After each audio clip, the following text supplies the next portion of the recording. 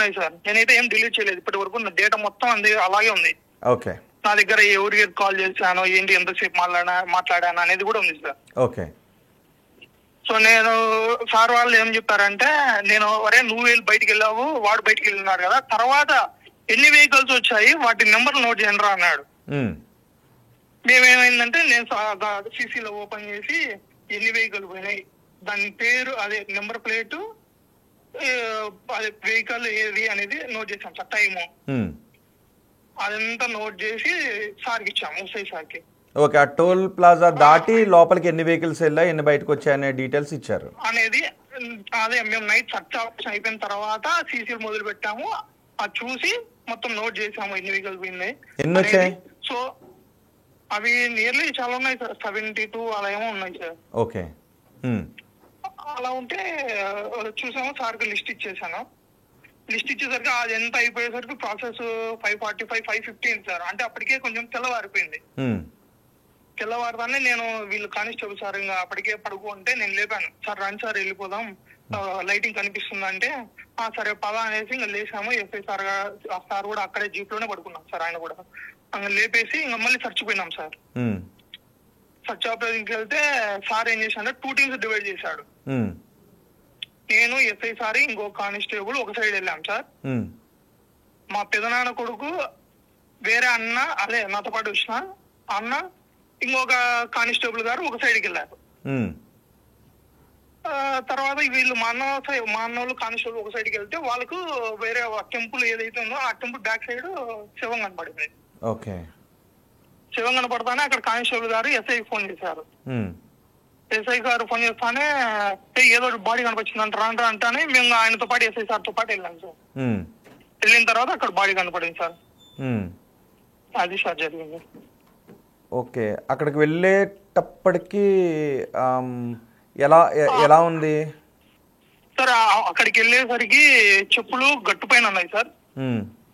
అమ్మాయి బాడీ చూసి పొదలలో ఉంది సార్. పైన టాప్ ఏం లేదు సార్, జస్ట్ ప్యాంట్ ఒక్కటే ఉంది, పైన టాప్ అయితే ఏం లేదు సార్, మొత్తం బాడీ కనిపిస్తుంది.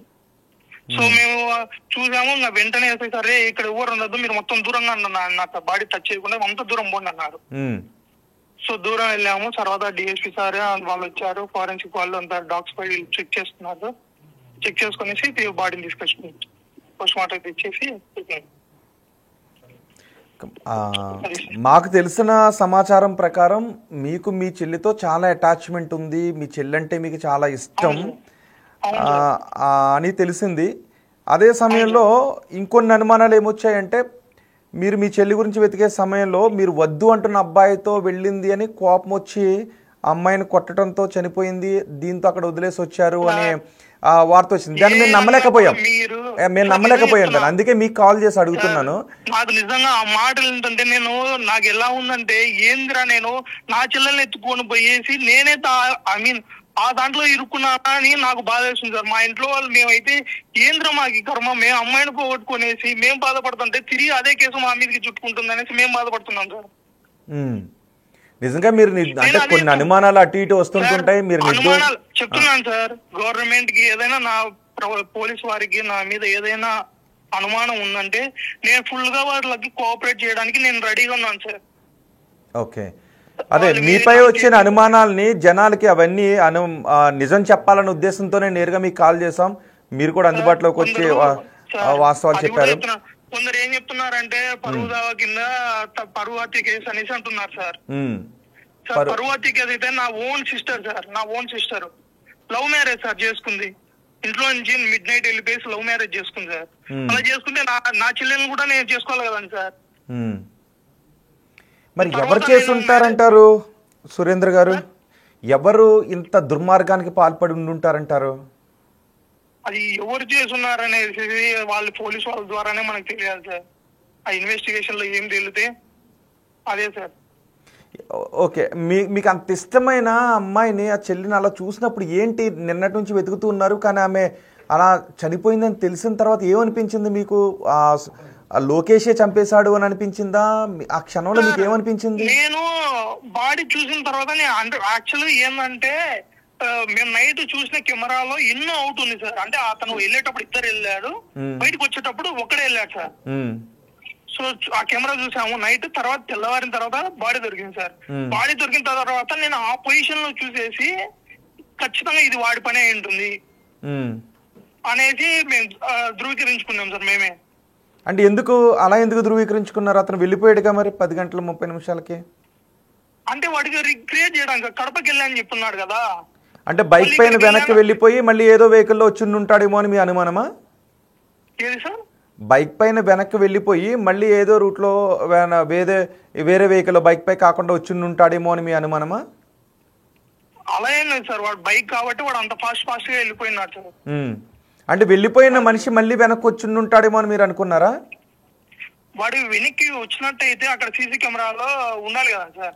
ఒకవేళ మరి లోకేషే కనుక ఈ ఘాతుకానికి పాల్పడి ఉంటే 10 గంటలకే వెనక్కి తిరిగి వచ్చేసాడుగా. ఈ డే టైం అంతా మీరు వెతికారు కదా టెంపుల్ ఈ ప్లేస్లు అన్నీ కూడా, అక్కడ ఎలాంటి ఆనవాళ్ళు దొరకలేదుగా. డే టైమ్ లో అక్కడ నేను ఎంటర్ అయ్యేసరికి ఆల్రెడీ వాడు ఎగ్జిట్ అయినాడు. సో కాబట్టి నేను ఏంటంటే లోపలికి వెళ్ళేసాను, జస్ట్ రఫ్ గా అడిగేసి వచ్చాను. ఎందుకంటే లోకేష్ వాళ్ళ మామ నాకు కడపలో ఉన్నాడు అని చెప్తున్నాడు కదా. సో నేను కడప మీద కొంచెం పెట్టుకున్నాను సార్, ఖచ్చితంగా కడపకే పోయింటాడు అనేసి. అది సార్. సో మీరు మళ్ళీ గండిపేటకి వెళ్ళి వెతకండి అక్కడని మీరు ఎవరిని పంపించలేదా ఈ టైంలో? నేను ఎవరిని పంపించలేదు సార్, నేను ఎవరిని పంపించలేదు. ఒక మా ఫ్రెండ్ హెల్ప్ అడిగాను సార్, వాళ్ళది అక్కడ మైలవరం పక్కనే. అరే ఇలా మా చెల్లె కనుక ఫోటో పెట్టన్నాడు సార్, అంతే ఫోటో పెట్టాను సార్ అంతే. ఓకే, పోలీసులు అక్కడికి వచ్చిన తర్వాత మీరు అందరూ వెళ్ళిన తర్వాత బాడీ కనిపించింది కదా, ఆ తర్వాత ఏం జరిగింది? క్లూస్ టీమ్ డాగ్ స్క్వాడ్ వచ్చి ఆ డాగ్ స్క్వాడ్ డాగ్ ఎటైనా వెళ్ళిందా? అక్కడ ఎటువంటి అనుమానాలు వ్యక్తం అయ్యాయి? యాక్చువల్గా డాగ్ స్క్వాడ్ వచ్చేసరికి నన్ను డిఎస్పీ గారు ఒక రిసార్ట్ ఉంటే అక్కడికి రండి మీరు అనేసి రాజా కైని ఇవన్నీ వేస్తాడు సార్. నేను ఒకవేళ నేను గాంజా సిగరెట్ మందు రాజా కైని ఇవన్నీ వేస్తాడు సార్. ఒకవేళ నేను చెప్పేది నా అబద్ధం అయితే మీరు ఒకసారి విలేజ్ కూడా వచ్చి ఆ అబ్బాయి బ్యాక్గ్రౌండ్ అనేది ఒకసారి కనుక్కోండి. ఖచ్చితంగా. అతని స్నేహితులు ఏంటి? అతని స్నేహితుల డీటెయిల్స్ డేటా ఏమైనా ఉందా మీ దగ్గర? వాళ్ళు ఎలాంటి వాళ్ళు, ఎవరెవరు అతని స్నేహితులు, వాళ్ళు ఎలాంటి వాళ్ళు అనేది ఏమైనా ఉందా మీ దగ్గర? ఒక అబ్బాయి మా ఊరు పక్కన సోమవారిపల్లి అనేసి ఉంది సార్. మా ఊరు నుంచి ఒక అబ్బాయి వచ్చాడు వీడి కోసం. ఆ రోజు మేము చెప్పాం కదా టెంపుల్ కి వెళ్తుంటే నైట్ వీడు 3 వేసుకొని వచ్చాడు అనేసి బైక్ లో. అప్పుడు వాళ్ళలో వీడు ఒకడు ఉన్నాడు సార్. వాళ్ళలో వీడు ఒకడు ఉన్నాడు. Okay okay. వీడు ఒకడు నిన్న గండిపేటకు వెళ్ళినప్పుడు వాళ్ళు ఎక్కడున్నారు? ఆ డేటా ఏమైనా ఉందా? మీరు ఏమైనా ఎంక్వైరీ చేశారా? మన దగ్గర లేదు సార్. ఓకే, మనం చెప్పాము ఇంకా మీకు ఎవరన్నా అంటే ఇదే సార్ వాళ్ళ ఫ్రెండ్స్ ఎవరెవరు నాకు చెప్పండి, వాళ్ళ ఫ్రెండ్స్ పేర్లు ఇచ్చామంట. ఓకే, ప్రస్తుతం లోకేష్ అయితే పోలీసుల అదుపులోనే ఉన్నాడు, రైట్? పోలీసు అదుపులోనే ఉన్నాడు సార్. రైట్ అండి. సురేంద్ర గారు, మీరు మీపై కూడా అంటే చెల్లెల్ని కోల్పోయి పుట్టెడు దుఃఖంలో ఉన్నాను, మాపై ఇలాంటి ఆరోపణలు రావడం బాధ కలిగిస్తోందని అంటూ ఉన్నారు. సో సాయంత్రం పోలీసులు ప్రెస్ మీట్ పెట్టి విషయాలు చెప్పే అవకాశం ఉంది ఈ మరణానికి కారణం ఏంటి అని. సో ప్రస్తుతం అన్నకు ఎటువంటి సంబంధము లేదు అని అన్న చెప్తున్నాడు. పోలీసులు కూడా యాంగిల్లో విచారించలేదు అని. కానీ కొన్ని వార్తలు వస్తూ ఉన్నాయి. అందుకే ఆ విషయాన్ని ప్రపంచానికి చూపించడం కోసమనే మీరు ఎక్కడికైనా వెళ్ళారా, నిజంగా మీపై వస్తున్న ఆరోపణలు ఏంటి అనేది మీకు కాల్ చేస్తాం. నేను ఎక్కడికి వెళ్ళలేదు, ఈవెన్ నేను నా డేటా అనేది ఏమి నా దాంట్లో డిలీట్ కూడా చేయలేదు, ప్రతిదీ ఉంది సార్. ఓకే, ఈవెన్ నేను ఆ రోజు వాట్సాప్ మెసేజెస్ కానీ ఎవ్రీథింగ్ కాల్స్ కానీ మొత్తం ఉన్నాయి sir. Sister no problem. Okay right sir. Police వాళ్ళు ఇన్ కేసు నన్ను విచారణకు పిలిచినా కూడా నేను వచ్చేదానికి సిద్ధంగా ఉన్నాను, వాళ్ళకి పూర్తిగా సహకరిస్తాను, ఏం ప్రాబ్లం లేదు. ఓకే, ఇంతవరకు అయితే మిమ్మల్ని అడగలేదు పోలీసు వాళ్ళు? ఇప్పటి వరకు అయితే ఏం అడగలేదు సార్, నేను ఇంటి దగ్గర ఉన్నాను సార్. ఓకే, మీ ఇంటర్మీడియట్